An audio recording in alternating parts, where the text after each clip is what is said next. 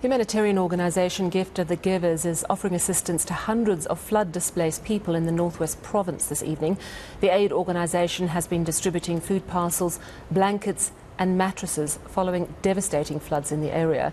They're also helping Kalafong Hospital in Pretoria, which is struggling to operate amid power cuts and water shortages. I'm joined now by the director and founder of the organisation, Dr. Imtiaz Suleiman.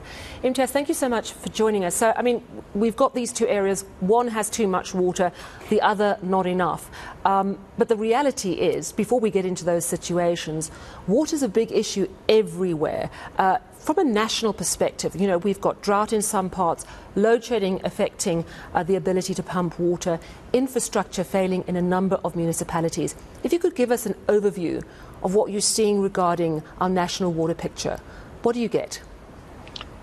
Good evening, Sally. The situation is very worrying. In the last 2 weeks, we've received many calls from many areas. We take Kakamas last week, Friday. They had people dying from heat stroke. 8 people passed on. And we asked, what's the problem? There is water, but the water can't be distributed. There's a problem with the pump system because of load shedding. There's a problem because of the infrastructure. And in many areas, they don't receive water at all. And of course, they needed an intervention. Urgent intervention is bottled water. But the municipality has been very good. They've got water tankers. They've asked for assistance with JoJo tanks. We put 10 JoJo tanks in different areas. We're putting another 10 in next week. So in that way, and we've even assisted Kennard before that. So Kennard, Kakamas, Ohravis, all those areas have a water issue. Although there's water, there's a water delivery issue.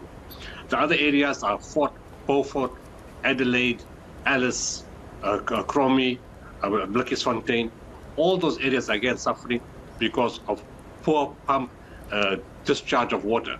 The load shedding takes too long for the pumps to get to fill the reservoirs, and there's desperation. And the problem is, it's affecting hospitals, schools, the floods of April 2022. Yes, there's boreholes, but it's not very convenient to keep taking water from boreholes because you've got to stand in queues or wait for water tankers. There's no piped water, and that's affecting many parts. Even in Amzinto, it's a big problem. In Port Shepstone, in Ogu municipality. And there's a lot of issues regarding water, either through load shedding, affecting the pumps, or infrastructure, or drought. Yeah, and it's becoming, pardon the pun, the perfect storm in a way. Even the big cities are really taking pressure because of this issue. We're seeing in the city of Johannesburg, our infrastructure's under pressure. This is the richest city in the country, but we can't seem to keep a handle on our ailing infrastructure. I want to speak to you about Kalafong Hospital in Pretoria, another really big city. You had to intervene there as well.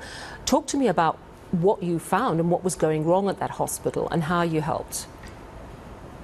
Well, we got a call from the health department to say, can we please assist in Kalafong Hospital? The health department is aware, the different provinces. We've been helping a lot of hospitals in the country, either with infrastructure, or with boreholes, or with JoJo tanks, or increasing the capacity, or putting booster pumps. So they're fairly aware of our intervention. Right now, we're busy with major interventions in Helen Joseph. And today, yesterday, they called us some water also, just to give the patients water to drink and water to take the medication. Even though we've got bowls there, we've got 2 functional, it was not enough to cater. They soon have enough because we've drilled the 3rd one. But the 3rd one is not connected yet. We're busy with the connection of the 3rd one. And Raima Musa too, we've got 2 bowls, so that hospital is now fine after the crisis of last year. Kalafong was a similar problem. Through one of our team members who works for the Department of Health and also is our head of our search and rescue team, gave us a call to say, from the National Health, they asked, can we please help put bottled water? So I said, like when? They said, like now. It was on Sunday afternoon. And we had stocks available. We always keep on hand, standby. We took it in, and my project managers over there were really surprised. They said, look, the toilets are not working. Patients got no water to drink. There's no water for medication. They're in real difficulty. It's a big challenge. And we came in at the right time because patients and doctors and staff were very, very desperate to get water in. And then subsequent to that, we called us back again on Tuesday to say the department will call us. It seems that the problem is far more, it's bigger than what they envisaged. And it looks like Kalafong Hospital is going to need a borehole to be functional like other hospitals. And they haven't called us yet, but it looks like that's going to be a major challenge in terms of water in supporting that hospital. Wow, so they're still facing big challenges. And then from one extreme to the other, all these areas that are battling to access water. Then in the northwest province, flooding. Talk to me about the areas that you have been in and what are you seeing there? Well, we've been in Hamas Carousel area, and again, we've been to one area, lots of flooding, houses, lots of water in the houses, mattresses, possessions, damage, food damage, the houses itself, inside and outside. It was just, fortunately, the houses didn't collapse. It was just water that entered the houses, which was, it's going to take time for that to settle. But the goods, the personal possessions have been soiled. In a situation like this, we normally just do hot meals, blankets and mattresses first, and wait for the water to settle before we deliver food parcels or any other items that require. So today's brief was to deliver mattresses and blankets, which you can use in a dry area out of the house, and just hot meals.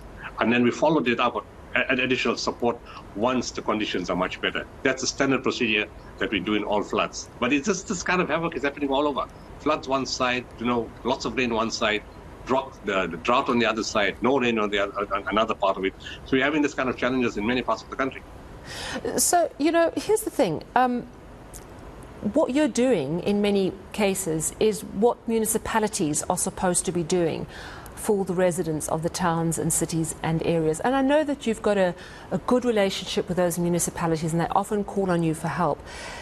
But shouldn't they actually be leading the way? It seems that you lead the way and they call on you for help rather than having their own plans. How is that? Sally, government has to really look at the entire way it functions. Municipalities, most of them are bankrupt. 267 municipalities, most of them are dysfunctional, qualified audits, no proper reporting, no proper delivery of services. There has to be a new way in which we do business. Business cannot go on the way it's going on right now. Potholes in the road, verges not cut, street lights not working, water systems not working. And it seems those who are councillors in many cases just don't care.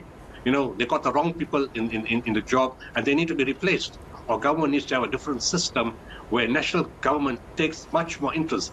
The problem with our system in government is it passes the buck, it kicks the can forward. National say, no, it's not our responsibility, it's provincial. Provincial say it's not our responsibility, it's local. Local say it's not our responsibility, it's disaster management. And they keep passing the can. If you're the head of the state, you need to take your cabinet and sit together. What is our problem? We've got a dysfunctional system of electricity. What do we do? We have municipalities that are not working. What do we do? Do we leave it to them or do we intervene nationally? You have to be serious about running the country, and you are not doing the job properly right now. You have to look at the health. You've got no registrars in hospitals. You've cut the registrar posts. There's no proper healthcare. There's no water support in so many parts. People are desperate. Is this the way to live? That every single day you have to walk to a water tanker to collect water? I mean, it's not something that happened yesterday. It's happening for years, and you still don't have a solution. Because no, it's not national problem, it's provincial. No, it's not provincial, it's local. That argument has to stop. And you have to get down and seriously think about how to run the country and how to run it properly. Well, stop passing the buck. Very strong message from Dr. Imtiaz Suleiman. Thank you for all the work that you do. I can hear how frustrated you are, but we are very grateful that your organisation is there to offer assistance to people who are in a desperate situation. Director and founder of the humanitarian organisation Gift of the Givers there.